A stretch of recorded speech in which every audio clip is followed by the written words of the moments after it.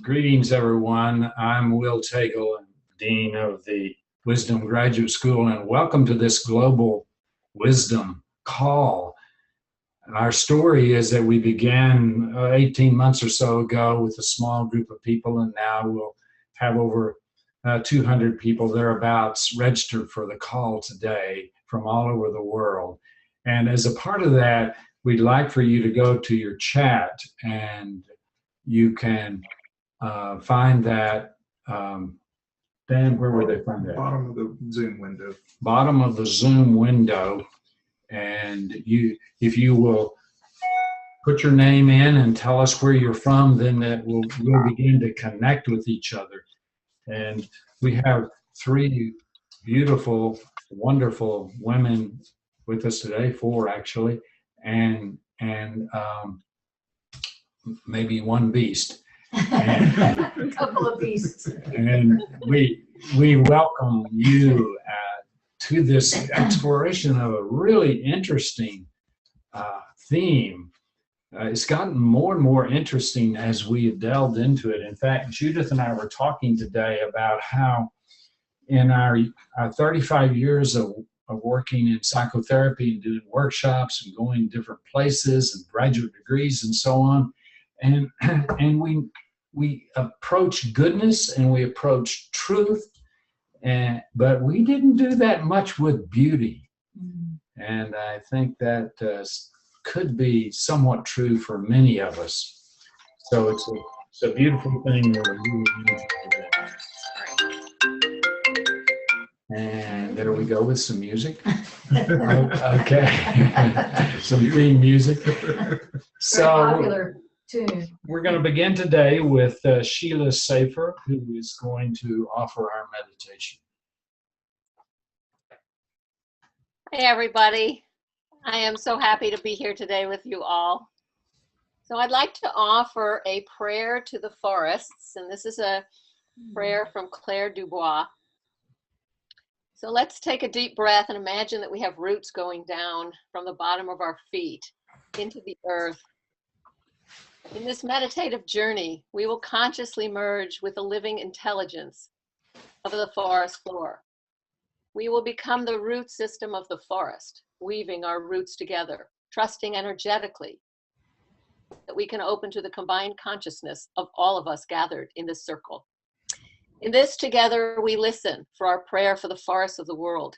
We visualize its full manifestation, and in doing so, we will consciously call forth and invoke a movement for the forest and the feminine, and see it rolling through the mountains, the rivers, the oceans, rippling as a huge wave of love for our planet. What becomes possible when millions of us remember who and what we really are, and then direct that collectively towards the greening of our world? We want to find out. And I also have a short quote from Rumi about beauty. I wanted to share this with you today. "O soul, you worry too much. You have seen your own strength. You have seen your own beauty. You have seen your golden wings. Of anything less, why do you worry? You are in truth the soul of the soul of the soul." Thank you. Thank you. Good, good. So already I see on the chat box Phoenix, Arizona, Raina and Kathleen from Massachusetts, Karen from Costa Rica, there's Diana from Canada, North Carolina, Victoria Moore from North Garden, Virginia. There's Vivian Folk from North Carolina, Shelley from California, and so on. We're looking forward to more of you letting us know you through the chat. Well, I'm going to invite you to enter into this Beauty and Beast story for just a few moments, almost like a bedtime story, and you don't necessarily need to go to sleep, but you could if you want to enter into a hypnagogic state and take in this story. It just takes 2 or 3 minutes to read. An enchantress or shaman, and by the way, this is my version. An enchantress or shaman disguised as a beggar arrives at a debutante hall and offers the host, a cold-hearted prince, a rose for shelter. When he refuses, the shaman transforms him into a hideous beast, and also his servants in the household to objects, and erases the castle's existence from the memories of all of their loved ones. The enchantress or shaman then casts a spell on the rose, warning the prince that unless he learns to love another and earn their love in return before the last petal falls from the rose, he and all his servants will lose their humanity forever. Years later, the main character, Belle, dreams of adventure and brushes off the advance from Gaston, a fake beast, an arrogant soldier. Lost in the forest, Belle's father, Maurice, seeks refuge in the beast's castle. But the beast, not knowing what the story is about, imprisons him. Belle ventures out to search for her father and finds him locked in the castle's dungeon. Belle befriends the castle's servants, who treat her with a spectacular meal, by the way. And when she wanders into the forbidden West Wing, note that, she went into the forbidden West Wing and finds the rose, the beast who's enraged, and he scares her and she runs out of the castle into the woods. There, she's cornered by wolves, but the beast comes to rescue her. But he's injured in the process of the rescue.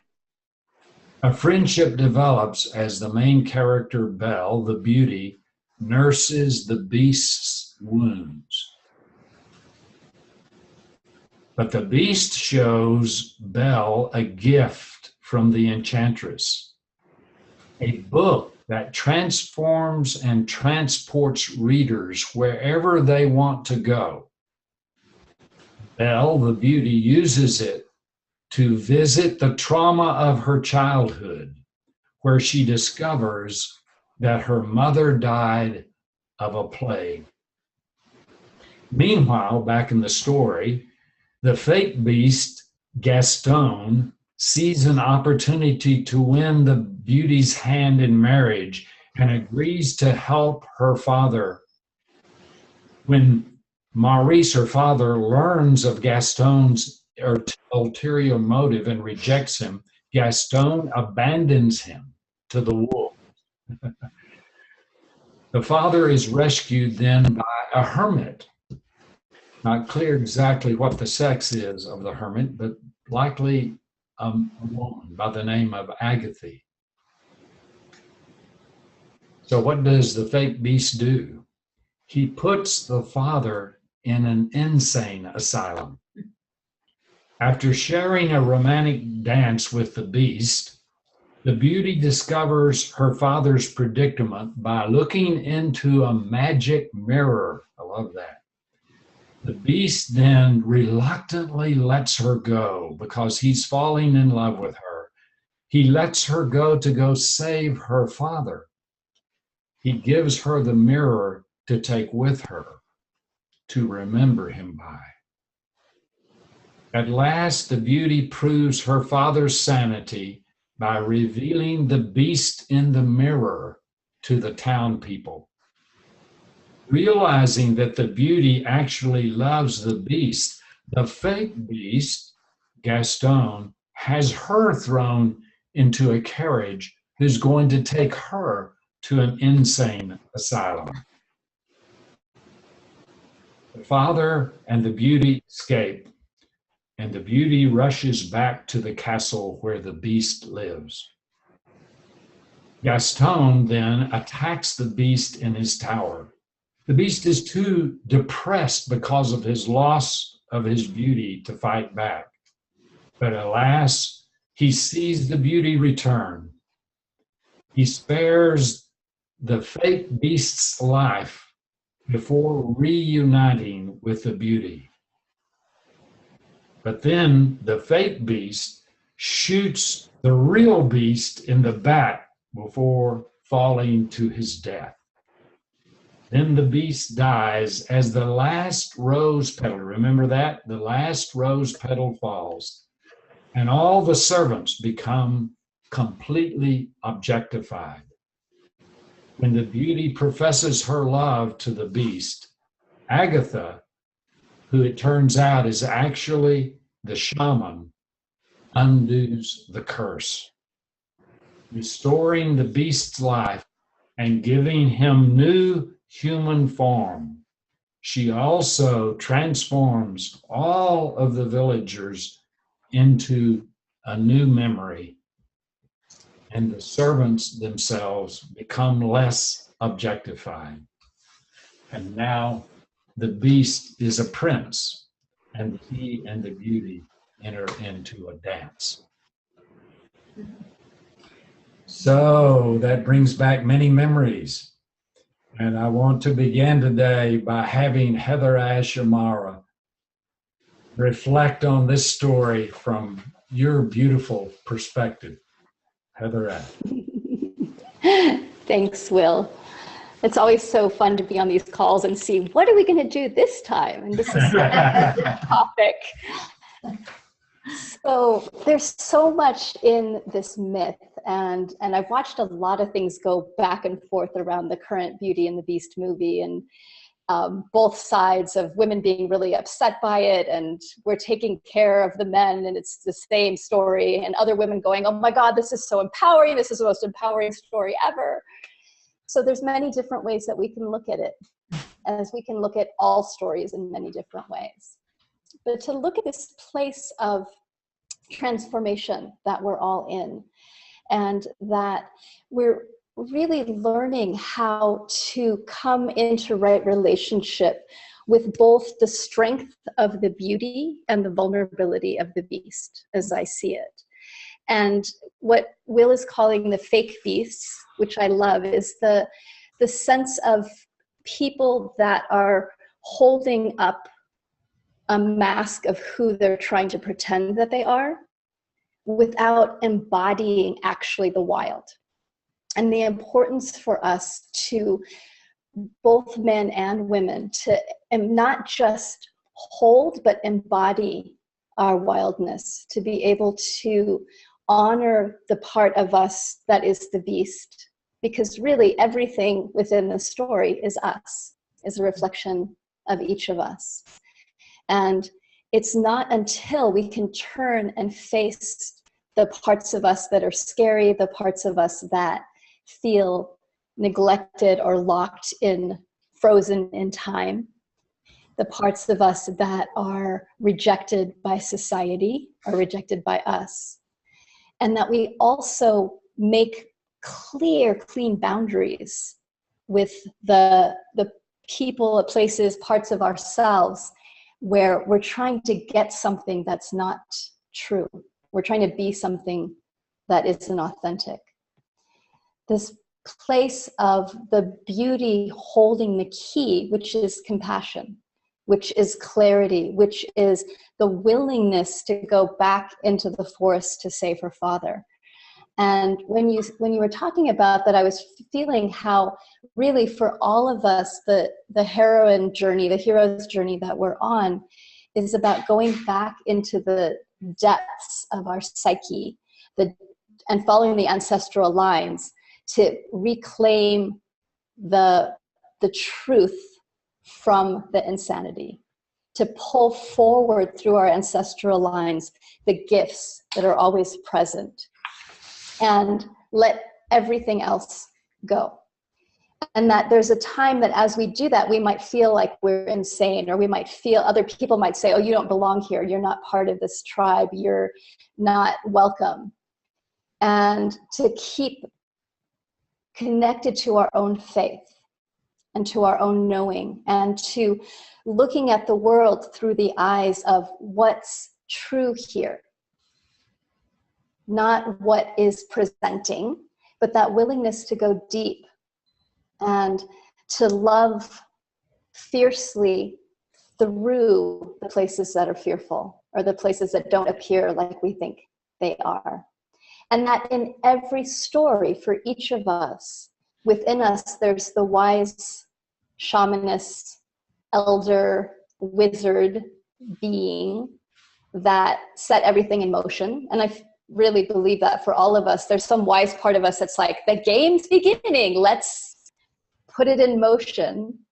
But that part of us is always with us, is always present, and shows up in different places, in different landscapes, and different people, to remind us of our depth and our wisdom, and to reconnect us with the larger picture.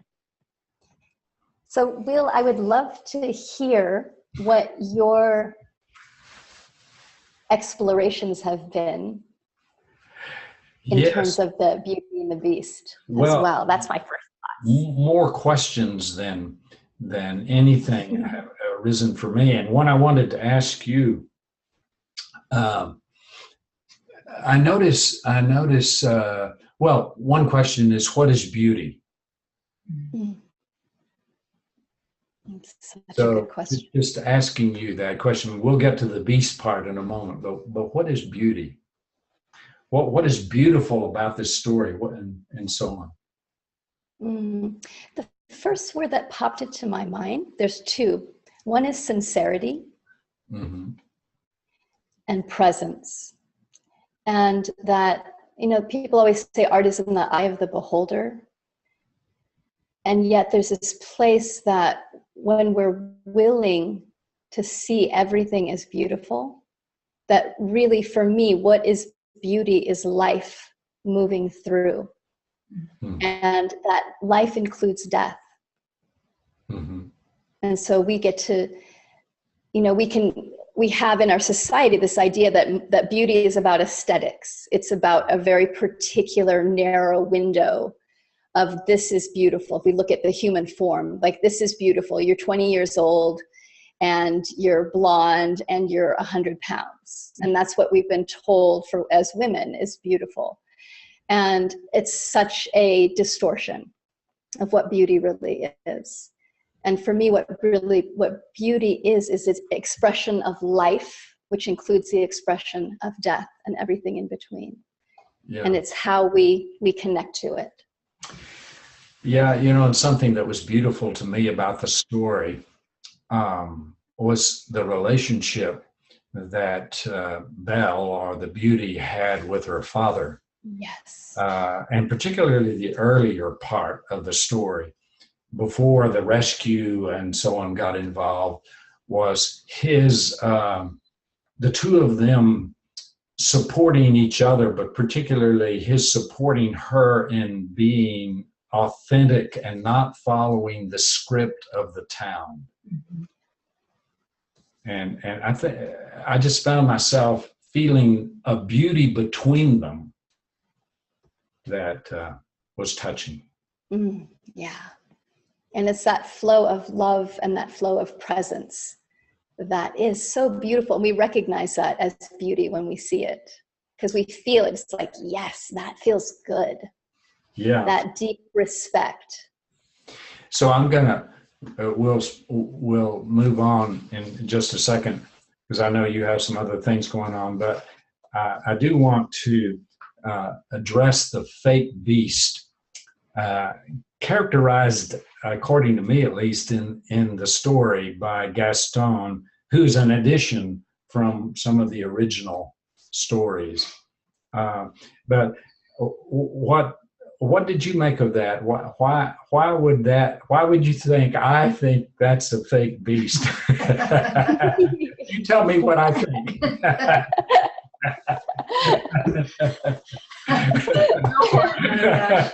for it. I want to hear this. I love it. the fake beast part is the place where we create shells, what I call shells, to pretend like we're something that we're not. And it looks good. Like it looks good from the outside. And yet the moment that you spend time and go a little bit deeper, you realize there isn't authenticity, there isn't presence. There's somebody that's trying to manipulate to get what they want. Yeah. And that has no regard for the other person's well-being. It's total self-centered. This is what I want. And that's when you think about the beast in that way, there's this complete selfishness, destructive quality. And that's the sense of the fake beasts, is that it looks wild, but it's not wild in the way we're wanting to connect with the wild. It's wild as a destructive force. Right. Because of that self-centeredness. Yeah. The poet Carol Flake, who was going to be with us but is on an airplane right now, has puzzled in her poetry and elsewhere about a very significant percentage. I believe it's 51% of white college-educated women voted for a candidate in the last election who might be seen as not supportive of women's issues. I'm stating that in a restrained way. And so she said that understanding this might come from understanding the popularity of the book 50 Shades of Grey. So just think about that for a moment. When she said that, it shocked me that is, according to publishers, one of the most read books in the last 5 years by educated women. So, of course, I know you haven't read the book. How many read the book? Yeah, in your chat, please confess now if you've read the book. But why would you think that would relate to the fake beast? Okay, I'll say two things. One is that I think part of why that book is so popular is that there's, again, I honestly haven't read it. I've just heard about it.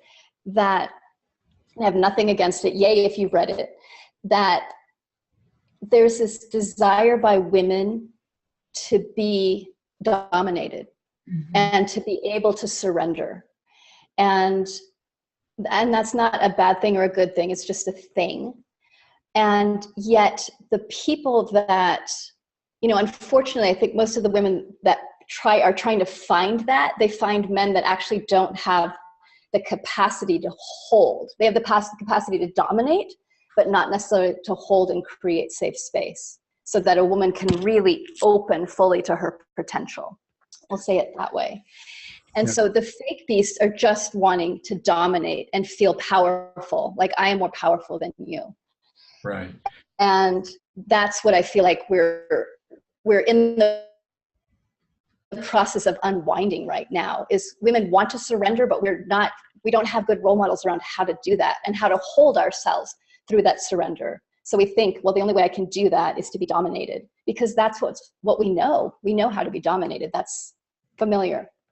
But surrendering is a whole different thing. Right. And it's all intertwined with safety. We all need and want safety. We need to be protected, have a sense of safety in order to explore consciousness. And there's a phony sense of safety. And there's also a confusing of power and strength with control. Absolutely. I think that's what makes, for me, a fake strength is the misunderstanding of power and strength with control. Well, we'll go on with that, but I want to thank you for your presence, and I'm going to shift now to hear from Judith Yost, our esteemed person and a beauty in my life. Oh, thank you, honey.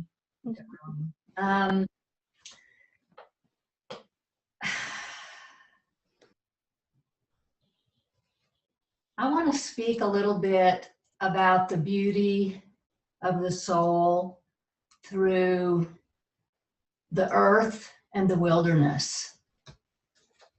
And this has to do with vision questing. So many of you on this call know what vision questing is.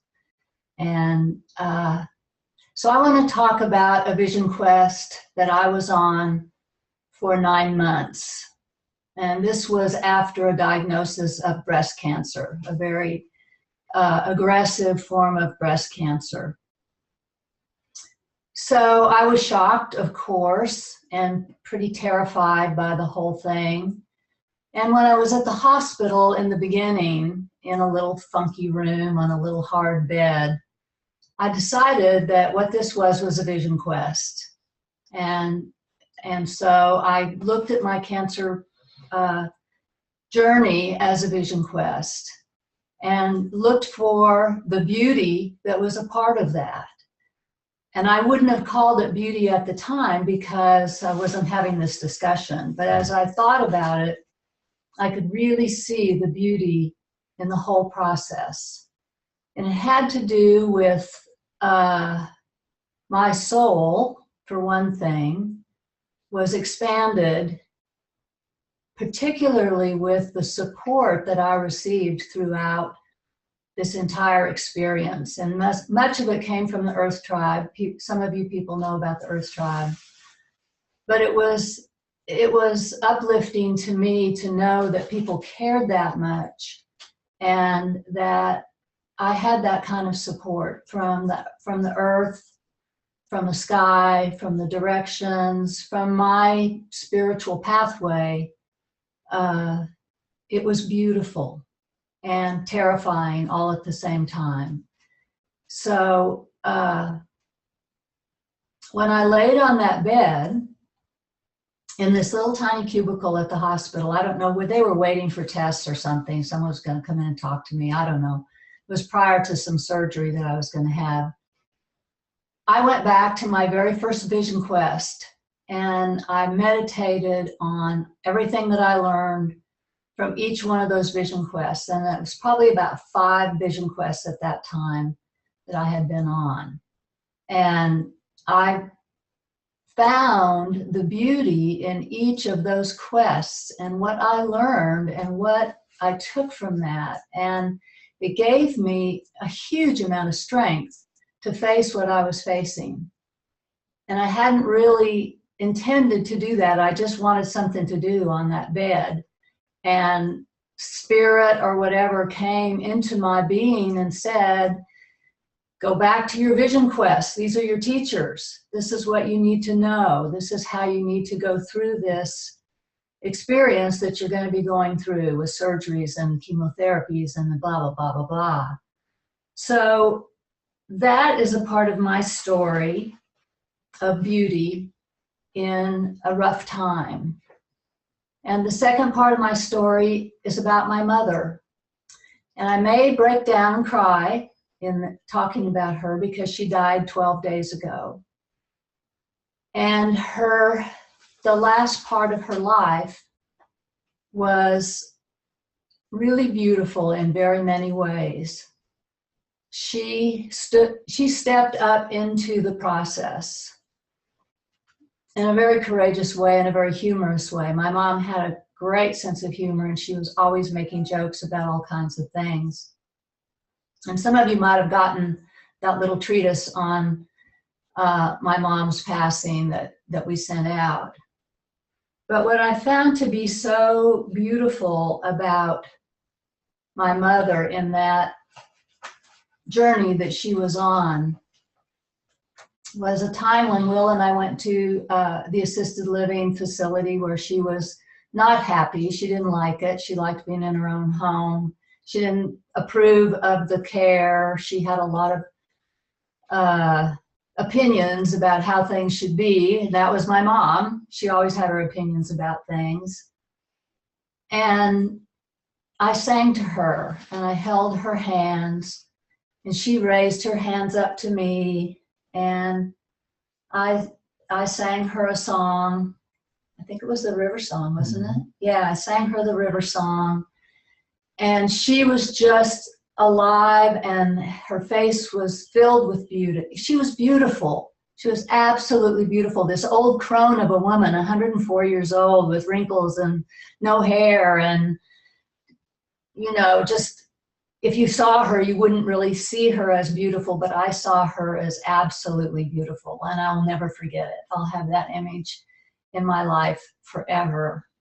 And she actually passed just at the end of our vision quest in the Deer Dancer Ranch. So the whole time that we were working with the vision questers, I was working with my mom mentally about, can she let go? Can she let go? She wanted to let go in the worst way, but she had trouble letting go because there was too much going on in the room, for one thing. All these great-grandchildren and people that loved her were coming in, and she didn't have a lot of calm. So I just thought, you know, Mom is on a vision quest. She's doing what I was doing with cancer. She's on her little journey to the other world, and that's so beautiful. It was just so beautiful. And so that's my story about beauty. And I don't know about the fake beast. Maybe there was one doctor who was a fake beast. He was an asshole, pardon my French, who actually was a fake doctor. And the assisted living place had a little posse of doctors who looked after certain clients that were in there. And this guy, it turns out, was not an MD. He was in physician assistant school and wasn't even a graduate of that. And for some reason, maybe that was, my mother was very intuitive. She didn't like him from the get-go. She just did not like him, and she didn't like him being her doctor. So he was definitely a fake beast in the midst of the beauty of my mother's final days. So thank you all for listening to my little story. I'm so happy to be here. Oh, thank you so much, Judith. And yeah, and I didn't cry too much. No, you didn't. You didn't. So there's a certain wildness and beauty throughout your two stories.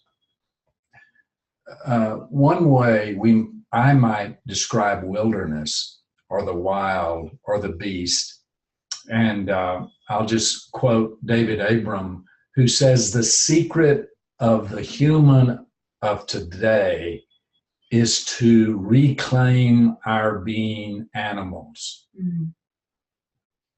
And if you look at our culture, to say someone is an animal is an insult.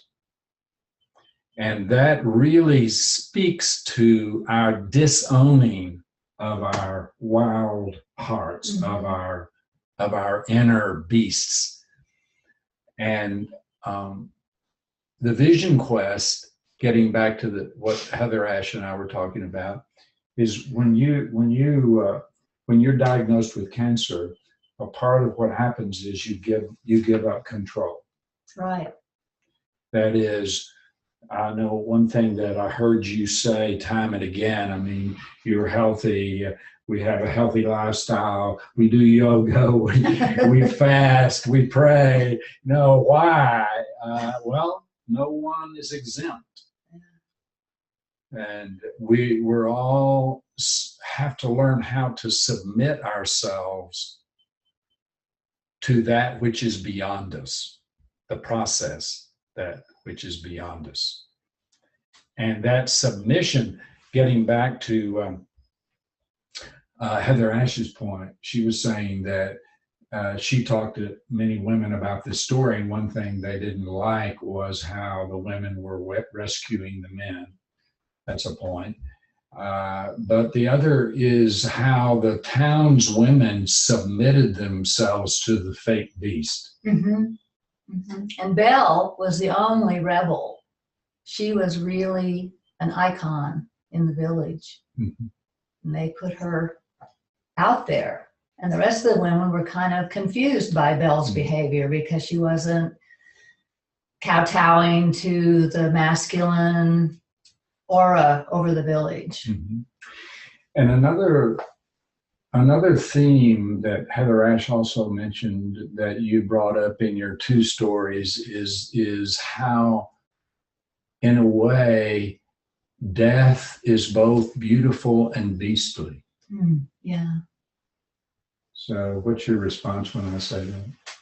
Well, it was at times beautiful being with my mom as she was making her journey. It took her quite some time. She was so proud in so many ways that being weak and ill was the beast for her. And I think that was the crux of it for her, was her desire to not appear weak and to have that kind of inner beast that could help her to be strong. And she didn't need to be strong, but she wanted to be strong. Yeah. And people admired that, and they would come into a room and they would all talk about it and look at her. She's 104 years old and she's just right on point, and her mind is clear. And so I don't know if that's really the beast, but it's sort of a figment of faking it in some way. Well, I see death. A death is the wild card, right? I mean, we all make the circle, and no matter what we do, it's predetermined. Yeah, we're gonna die. And that means we're going to have a dance with that which we do not control. And in some ways, that's the essence of our soul is brought forth in this dance with that which no human can control. Yeah. And there's a certain beauty in that. Well, I want to shift now. Thank you so much. Thank you. And I want to shift now to Jennifer. And Jennifer, thank you so much for your wonderful lecture last month on centropy. And I just have to say that I've been reading every one of those books that you recommended. And I'll be interested in your comments and any way you might link these up or any other avenue you want to pursue. Well, thank you, Will. I really appreciate the opportunity last month to talk about centropy and also to kind of look at Beauty and the Beast and respond to the wonderful comments that have already been offered today, maybe through the lens of centropy. And the first thing that occurs to me is when you say, what is beauty? Is that perhaps centropy is in some way an answer to that. And I then was thinking about beauty, both beauty and beast sort of having at least twin meanings. So the sort of superficial meaning that we see in the culture is aesthetics and appearance, which can actually be very destructive, particularly to women. There's many women that find the standards of beauty in our culture very damaging to their self-esteem because very few of us can actually meet those standards. But I think we also know that, and that story illustrates that beauty is actually a felt experience. I think HeatherAsh mentioned that earlier. You know it, you feel it when you experience it. And to me, that's the feeling I associate with centropy. Feelings of warmth, well-being, connection, love in the highest sense of, and deepest sense of that word, the most inclusive sense of that word. Even to the point that I might say beauty has a lot to do with love and connection to self and authenticity, which then allows you to open up and be present to an other, and to the wild part in ourselves and the wild part outside ourselves. Is there anything more beautiful than nature herself? I feel like nature defines beauty in many ways. So that brings me to sort of, I was thinking of two meanings of beast. You know, we use it in a negative way to mean someone, perhaps might even refer to someone who's is acting as a dominating, overpowering, abusing power, not being connected. To me, what really defines someone being tempted to abuse power or trying to abuse power and dominate someone else is a lack of connection. They're not connected to themselves, and therefore they're not connected to anyone else. They're just closed off from centropy, in essence, because centropy would not, just simply can't support domination and abuse of someone else or of nature. To me, centropy, the essence of it, besides convergence and higher complexity and those things, is really connection and connecting from the heart. I think that's where we find it. That's how we know whether we're in harmony with it or we're actually in disharmony with it, which puts us in alignment with entropy. So one way of thinking about fake beasts is they've lost their connection to centropy. And the effect of their actions is destructive, which is one of the characteristics of one-sided entropy. Entropy in itself, I don't see it as being a negative thing. It's part of nature. It is the energy of divergence and disintegration, and that part of the cycle we see as part of nature. It's, you know, when we die, our bodies decompose and go back into the soil, and then are able to, through the forces of centropy and life, create life again, participate in the creation of life again. So there is a beauty when we can hold it all. And I love that idea that HeatherAsh mentioned of holding in order to surrender, that's really what we're looking for. And somebody put a comment through that said, men want that too. You know, I think we all want to be held in a loving and safe space where we feel connected and able to surrender and let go and fall into a deeper place, being related to someone else, because then that deeper place is not an abyss, it's not terrifying, it's ecstasy, it's communion with everything. So I also thought it was really cool as I was looking at these two words, beauty and beast, is they both start with BEA. So I haven't investigated that, but I'm curious about it. And I think I didn't get to sort of the other side of beast. So there's the negative side, but there's also the wild side.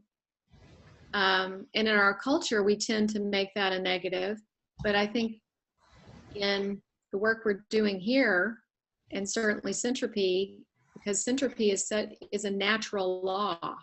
So the beast is in alignment with centropy. The beast is not, you know, a destructive, vicious entity that's non-human.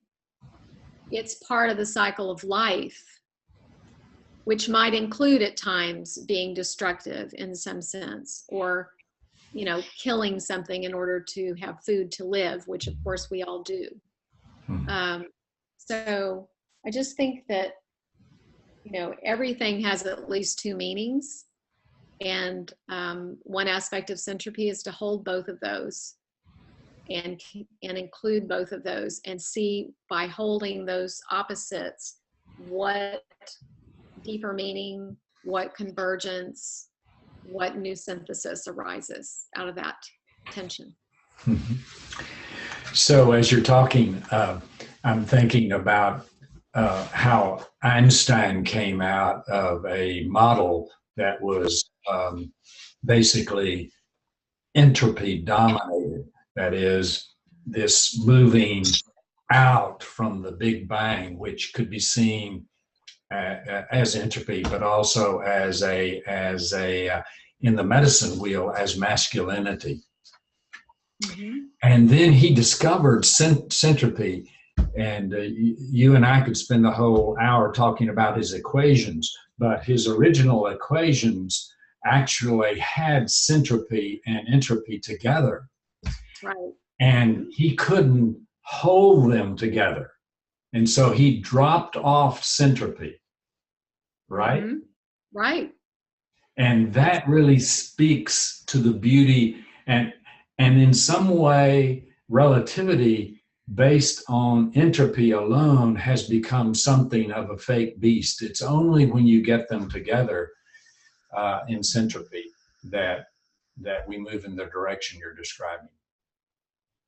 Yes, I think that's a really great point, Will. And I was thinking, you know, if we think of it in terms of masculine and feminine energies, those are complementary energies. We can think of them as either opposites or complements, but I like complement better because it's more of a both and rather than either or. But in order for there to be life, we have to have the masculine, you know, outward going seed, let's say, or energy. It has to be contained, and it has to meet the feminine. Mm-hmm. And then you have the converging, creative, life-forming direction of centropy, and that's what creates life. If you just have entropy, you have nothing but death. It's the energy of death, and not death creating rebirth, right? For that rebirth to happen, it has to go down into the womb of the earth and be reborn. So the containment and the converging force of the feminine has to be there in order to keep life going. And I'm just continually amazed the more I study this, how physics, quantum physics, you know, all of this very complex thought and mathematics doesn't apply to living systems. I just find that amazing. Yeah. And so I think that we now have to consider living systems, right? I mean, that's what it's all about. Because our system of living in alignment only with entropy and attending only to entropy is threatening to destroy life on this planet, at least our life, human life. Yeah. Beautifully put. So I want to come back. Maybe we'll have time to touch base with you and Judith later on. But I want to now go to our larger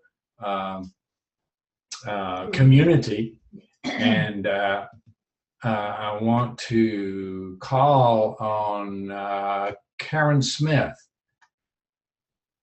And let's bring Karen. We're just seeing the top part of you. There we go. Here I am. Yeah. Well, Karen, I need to. Yeah, well, you just returned from a vision quest yourself. I wonder if you have any comments about this story and your quest. Well, it's all a really beautiful connection. Can you hear me? Yes, we can. You're okay. Good. Okay, good. I feel like my connection to beauty when I was on my vision quest really came through the wind. And it came to me through the wind after a lot of despair, and then some surrendering to all the feelings that I was having. And then I could feel the knowing of the wind and hear and it's interesting to me because I really tend to want to make things feminine or masculine. And what I can say is I really can't identify the wind as one or the other. It was truly just the wind. And so the wind really spoke to me about two things. And I guess one is about being healthy, and all of us needing to be our best healthy self for the life of the planet. And as I said, to be able to stay on the planet for many, many, many years to come. That is what the wind is asking of us. But the other piece, I think, really feels related to what we're talking about today, and that is that I was reminded of my own exquisite and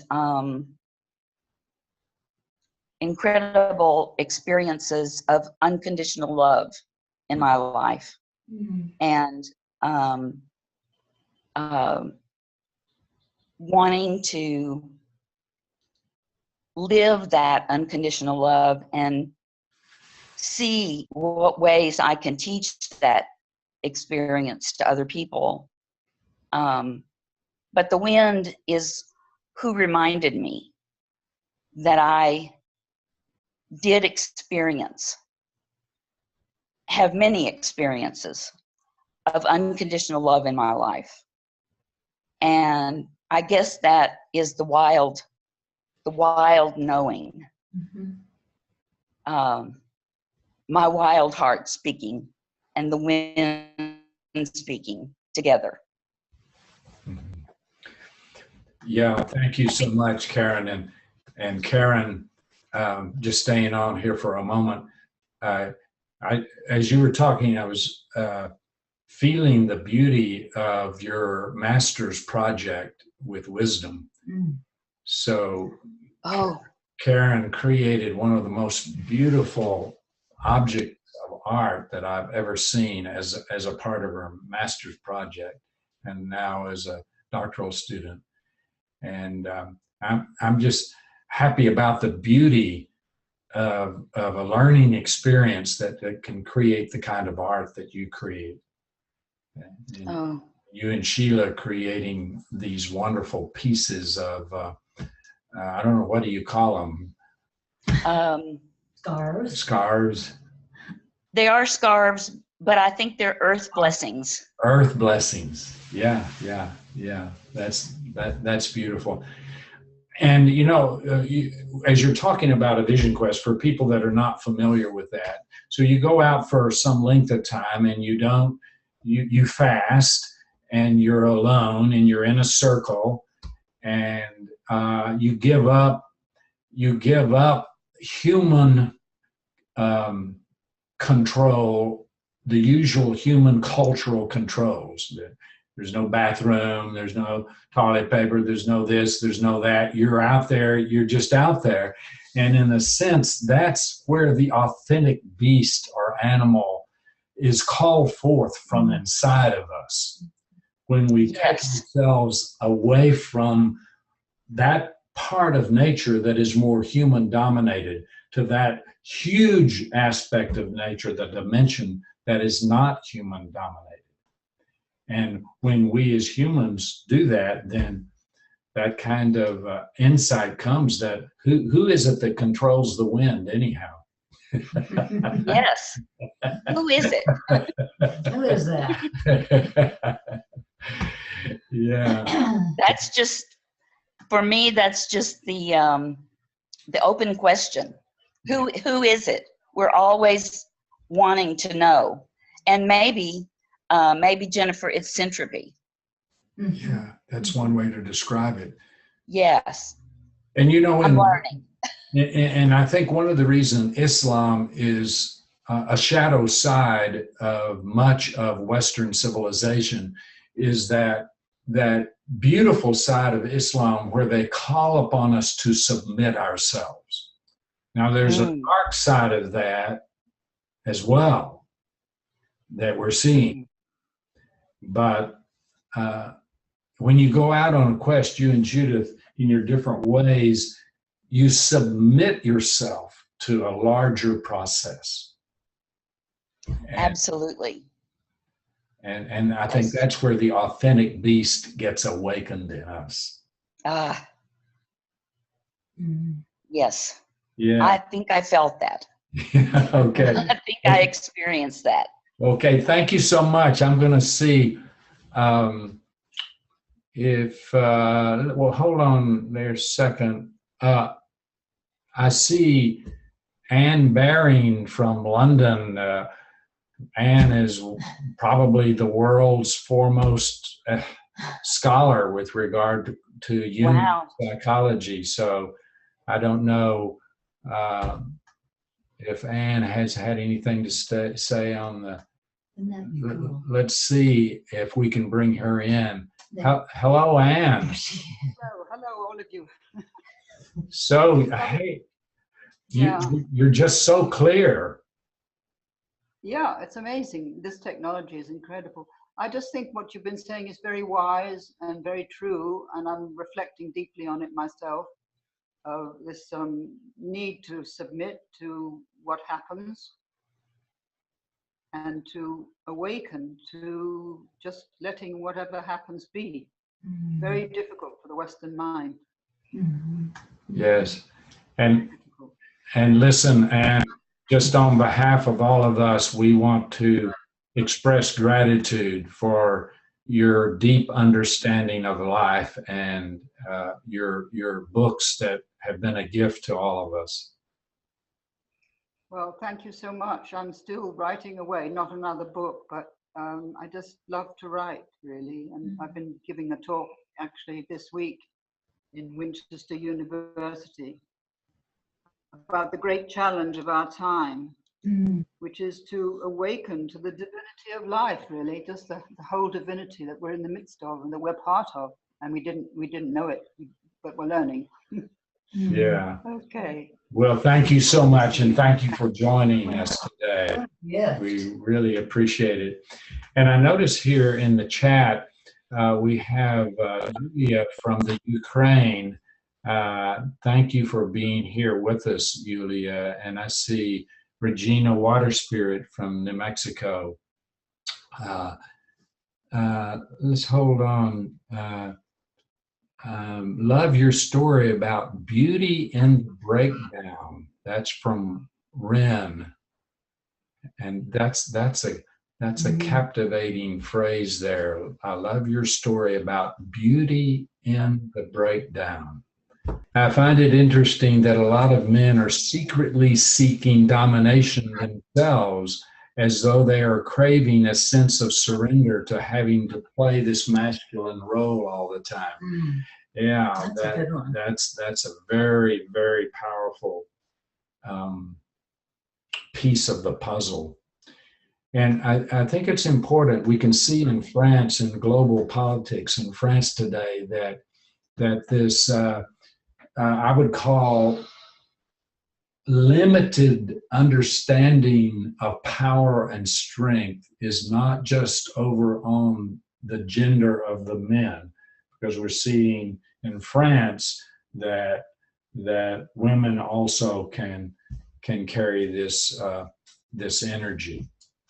But I want to come back before we finish, and let's get any closing comments that you have, Judith.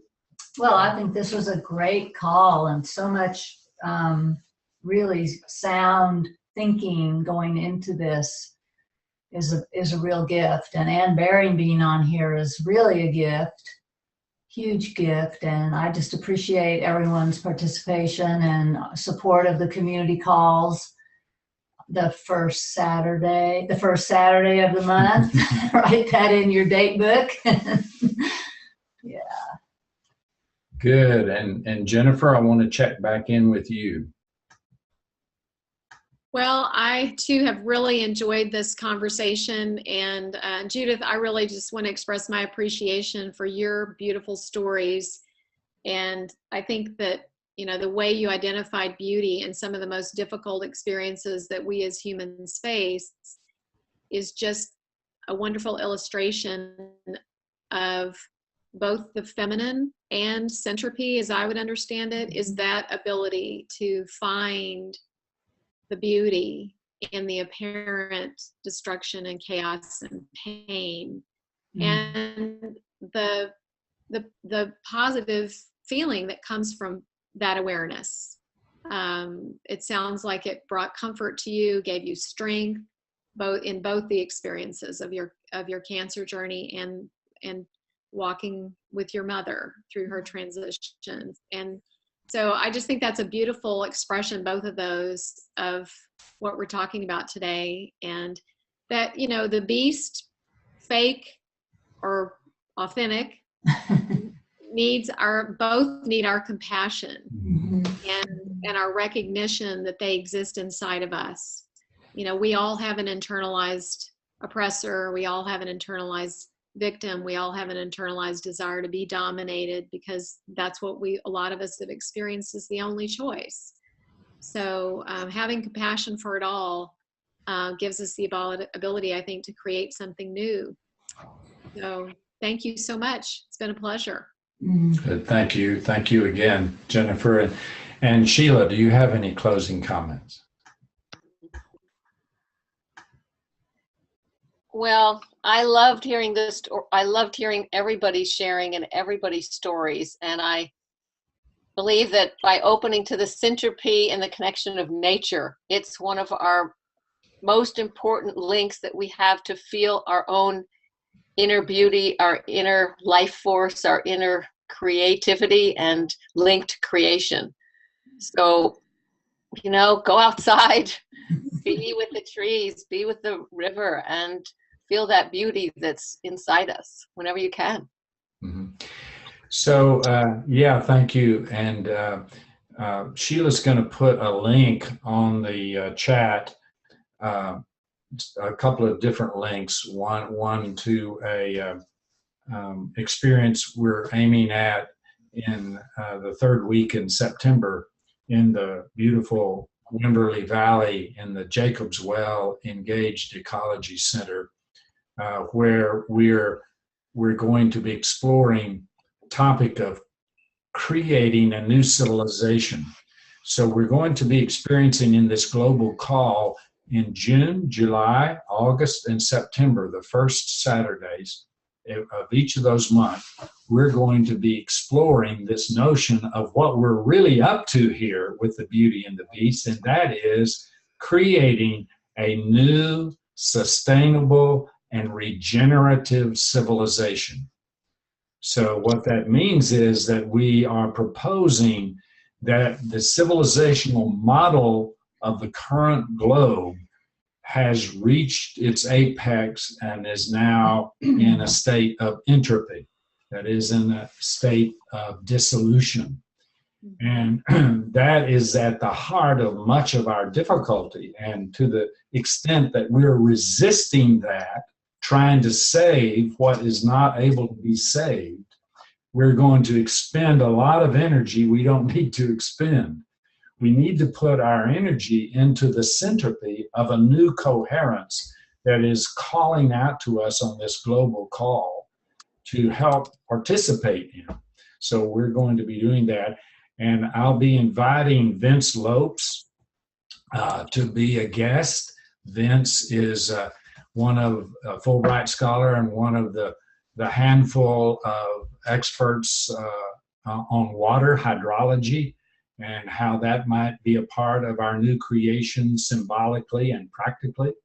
Then I'll be inviting David Baker, who is an artist par excellence, and also Ellen Evans, an acupuncturist who is involved in the this engaged ecology and others. So we'll be following this map, and some of you may want to be in this process. So if you have a contribution you want to make in this conversation over the next 4 months, then send me an email at will@wisdomuniversity.org, and we'll consider how we can bring all of us in.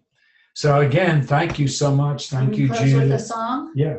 Okay. Thank you, Judith. Thank you, Jennifer. Thank you, Sheila. Thank you, HeatherAsh. You've gone off into the mist. And so Judith is going to close our time together with a song. Okay, I have the perfect song for this endeavor. It's called Walking with Beauty, and beauty in this realm is about balance, spirituality, gratitude, joy, reverence.